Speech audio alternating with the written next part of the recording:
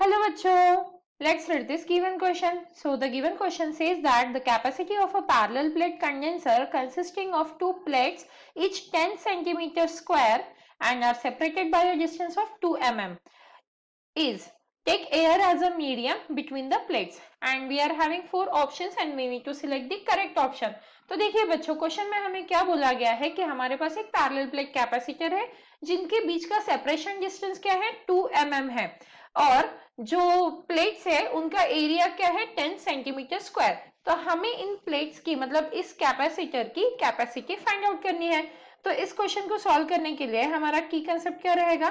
की concept to solve this question is capacitance का formula क्या होता है? C is equals to epsilon naught A by D। अब हम एप्सिलॉन नॉट यूज कर रहे हैं यहाँ पे परमिटिविटी ऑफ फ्री स्पेस, क्योंकि यहाँ पे हमें बोला गया है कि एयर को एज अ मीडियम कंसिडर करना है। तो एप्सिलॉन नॉट की वैल्यू क्या होती है हमारे 8.85 इंटू 10 टू द पावर क्या होता है हमारा -12। तो अब क्या करेंगे, इस फॉर्मूला का यूज करते हुए हम इस क्वेश्चन को सॉल्व कर सकते हैं। तो उसके लिए सबसे पहले गिवन क्वांटिटीज देख लेते हैं। हमारे पास क्या है? एरिया गिवन है जो दिया है हमें 10 सेंटीमीटर स्क्वायर।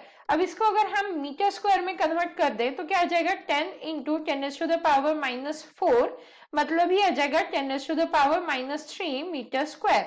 एंड इसी के साथ साथ हमें डिस्टेंस की वैल्यू दी है, दो प्लेट्स के बीच का सेपरेशन डिस्टेंस वो दिया है 2 mm मतलब मिलीमीटर। तो इसे कन्वर्ट कर देंगे तो d की वैल्यू क्या जाएगी? 2 into 10 to the power -3 metre. अब हम क्या करेंगे, ये सारी वैल्यूज इस की कंसेप्ट के फॉर्मूला में हम सब्स्टिट्यूट कर देंगे। तो c इज इक्वल टू क्या हो जाएगा?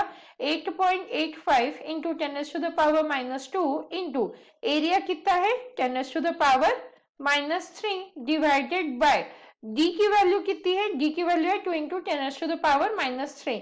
तो ये हो जाएगा 2 इंटू 10 टू द पावर -3। अब यहां से ये कैंसिल हो गया और अब अगर हम इसे फर्दर सॉल्व करेंगे, ये -12 है, 8.85 इंटू 10 टू द पावर -12। तो अब बचा क्या मेरे पास? c is equal to 8.85 into 10 to the power -12 and divided by 2। तो अब अगर हम इसे फर्दर सॉल्व कर लेते हैं तो हमें c की वैल्यू क्या मिल जाती है? 4.42 into 10 to the power -12 Faraday.